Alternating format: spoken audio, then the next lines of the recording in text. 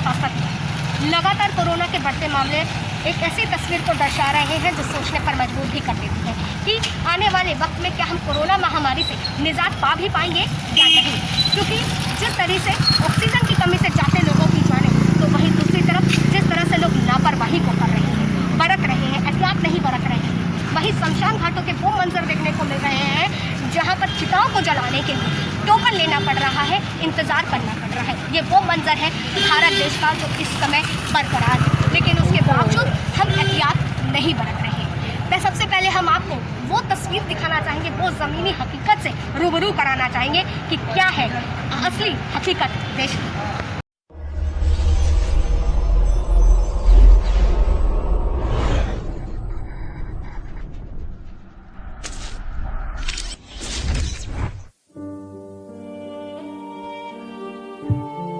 अभी पिछले वर्ष ही कोरोना महामारी ने पूरी दुनिया को अपनी चपेट में लिया था, जिसका सामना कर हमने उस लड़ाई को जीता भी था।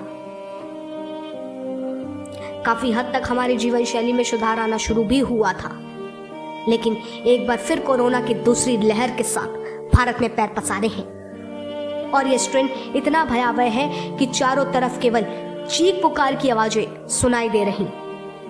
वहीं देश के ज्यादातर अस्पताल ऑक्सीजन की कमी का सामना कर रहे हैं। 12 राज्य ऐसे हैं जो इस परिस्थितियों में जूझ रहे हैं, जहां वेंटिलेटर मिलना तो दूर, बेड और ऑक्सीजन को पाने के लिए सड़कों पर तड़प रहे हैं लोग। हालात इतने बद से बदतर हो गए हैं कि सुविधाएं न मिलने पर लोगों की जानें चली जा रही हैं। कई राज्यों ने केंद्र सरकार से मांग की कि जल्द से जल्द हमें ऑक्सीजन सिलेंडर उपलब्ध कराया जाए।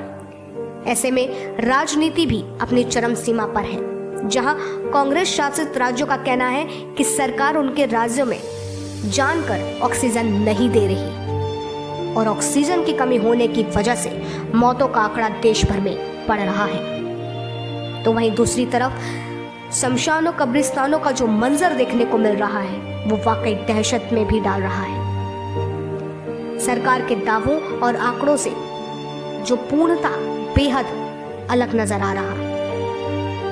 नवाबों के शहर कहे जाने वाले लखनऊ, जो शान शौकत के लिए जाना जाता था, वहां चारों तरफ चिताओं की लाइनें लगी हुई हैं। चारों ओर चिताओं की लपटों से घिरा हुआ नजर आ रहा। हालात तो इस कदर है कि शमशान घाटों पर अंतिम संस्कार के लिए उनके परिजन को टोकन लेना पड़ रहा और टोकन लेने के बाद शमशान घाट पर 8 से 10 घंटे इंतजार कर रहे हैं वो लोग। यूपी से लेकर एमपी तक हालात इतने बिगड़े हैं कि सोचने पर मजबूर कर रहे हैं कि क्या वाकई ये स्थितियां समान हो भी पाएंगी या नहीं। इसके बावजूद भी लोग इस महामारी को मजाक में ले रहे हैं, लापरवाही कर रहे हैं, एहतियात नहीं बरत रहे हैं। ऐसे में सरकार ने भी बड़ा फैसला लेते हुए सुप्रीम कोर्ट के निर्देश को भी खारिज किया है। सरकार का कहना है कि जीवन के साथ हमें आजीविका का भी रखना है ख्याल। तो समान तौर पर देखा जाए तो हमें मौजूदा हालातों को मजाक में न लेते हुए समझना बेहद जरूरी है कि एहतियात हमें ही बरतनी है। अगर कोरोना गाइडलाइन का पालन हम करते हैं तो ही जाकर हम इस परिस्थिति का सामना कर पाएंगे।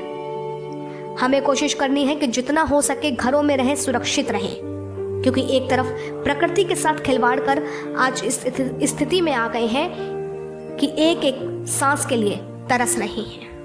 वहीं दूसरी तो और केंद्र सरकार लगातार बैठक कर रही है, ऑक्सीजन मुहैया कराने की कोशिश कर रही है, उपलब्ध कराने की कोशिश कर रही है। हमें समझना होगा, सोचना होगा कि अगर हमने आज भी इन हालातों को मजाक में लिया तो आने वाला समय और कितना भयावह होगा। लगातार हाई कोर्ट सरकार को फटकार लगा रही है, दिल्ली सरकार से प्रश्न कर रही है कि अभी तक कोई इंतजाम क्यों नहीं किए गए। हालात इतने बद से बदतर होते चले जा रहे हैं कि कोरोना का आंकड़ा, कोरोना महामारी के आंकड़े लगातार आसमान छू रहे हैं। 24 घंटे में 3 लाख के पार केसेस आ रहे हैं। आलम यह है कि मौतों का आंकड़ा भी लगातार बढ़ रहा है। रिकवरी रेट का आंकड़ा का स्तर जो है वो नीचे गिरता हुआ नजर आ रहा है। ऐसे में हमें सोचना होगा और समझना भी होगा कि हमारे लिए घरों में रहना, कोरोना की गाइडलाइन को पालन करना कितना ज़्यादा ज़रूरी है। क्योंकि अगर हम अपनी सुरक्षा स्वयं नहीं करेंगे तो हम अपने परिवार को भी इस मुसीबत में डालेंगे, इस देश को भी इस मुसीबत में डालेंगे। तो बेहतर होगा, हमें ये समझना होगा कि आपकी सुरक्षा के साथ आप इस देश को बचा सकते हो, अपने परिवार को बचा सकते हो, अपने को बचा सकते हो और खुद की भी सुरक्षित रख सकते हो।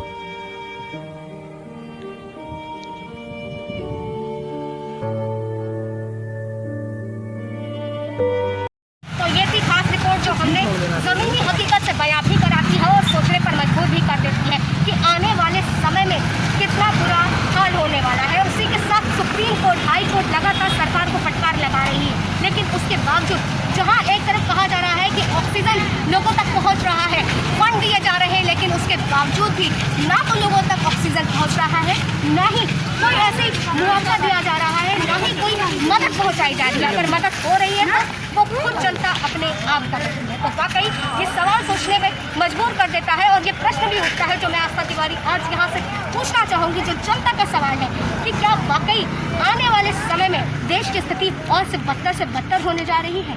क्या कर रही है सरकार? क्यों नहीं इन चीज़ों पर ध्यान दिया जा रहा है? उसी के साथ जनता जिस तरह से लापरवाही को बरत रही है, मास्क नहीं लगा रही है, घूम रही है, एहतियात नहीं बरत रही है, जो आने वाले समय में वाकई एक भयावह स्थिति को दिखा रहा है। कैमरा पर्सन अमृतांश तिवारी के साथ आस्था तिवारी।